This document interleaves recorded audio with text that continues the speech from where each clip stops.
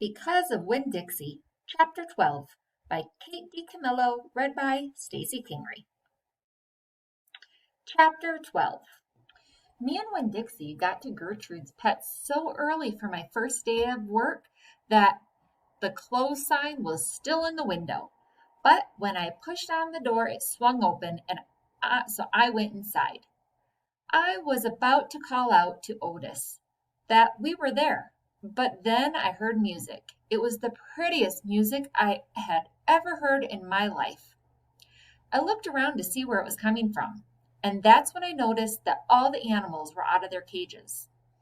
There were rabbits and hamsters and gerbils and mice and birds and lizards and snakes, and they were all just sitting there on the floor like they had turned to stone, and Otis was standing in the middle of them. He was playing a guitar, and he had on a skinny pointed-toed cowboy boots, and he was tapping them while he was playing the music.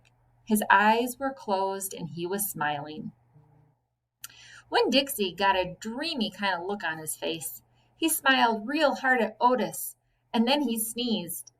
And then his whiskers went all fuzzy, and then he sighed and kind of drooped down to the floor with all of the other animals.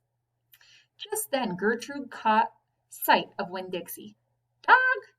she croaked, and flew over and landed on his head. Otis looked up at me. He stopped playing his guitar, and the spell was broken. The rabbit started hopping, and the birds started flying, and the lizards started leaping, and the snakes started slithering, and Winn Dixie started barking and chasing everything that was moving. And Otis shouted, "Help me!"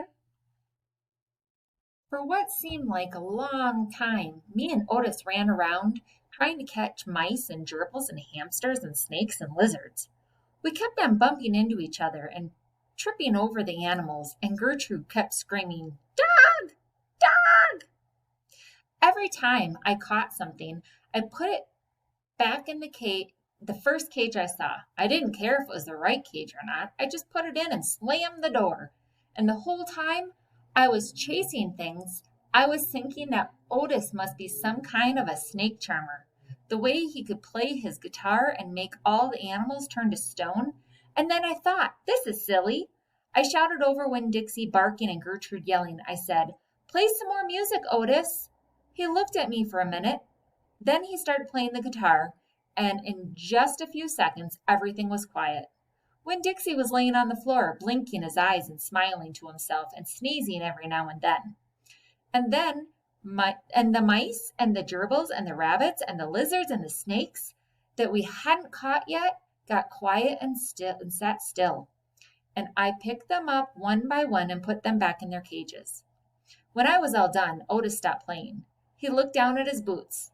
"I was just playing them some music. It makes them happy." "Yes, sir," I said. "Did they escape from their cages?" "No," Otis said. "I take them out. I feel sorry for them being locked up all the time. I know what it's like being locked up." "You do?" I said. "I have been in jail," Otis said. He looked up at me real quick and then looked back down at his boots. "You have?" I said. "Never mind," Otis said. "Aren't you here to sweep the floor?" "Yes, sir," I told him. He walked over to the counter and he started digging through a pile of things. And finally he came up with a broom. "Here," he said, "you should start sweeping." Only he must have gotten confused. He was holding out his guitar to me instead of the broom. "With your guitar?" I asked. He blushed and handed me the broom, and I started to work. I'm a good sweeper. I swept the whole store and then dusted some of the shelves. The whole time I worked, Winn Dixie followed me.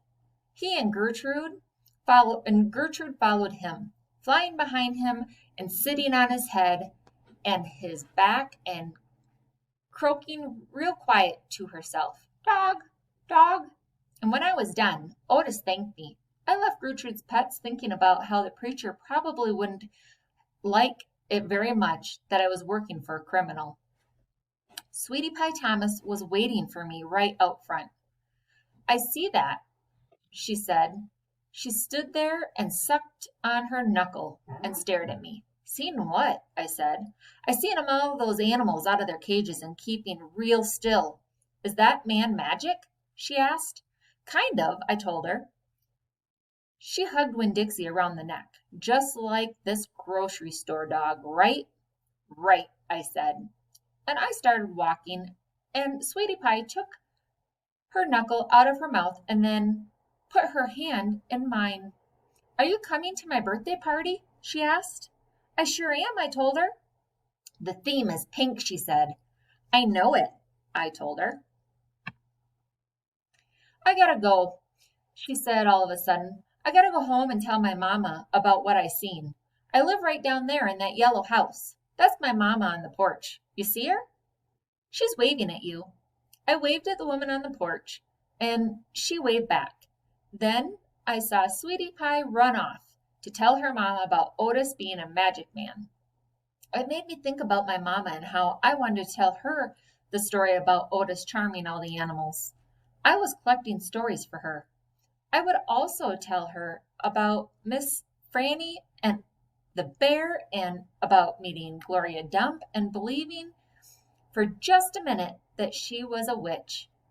I had a feeling that these were the kind of stories my mama would like, and the kind that would make her laugh out loud, the way the preacher said she liked to laugh.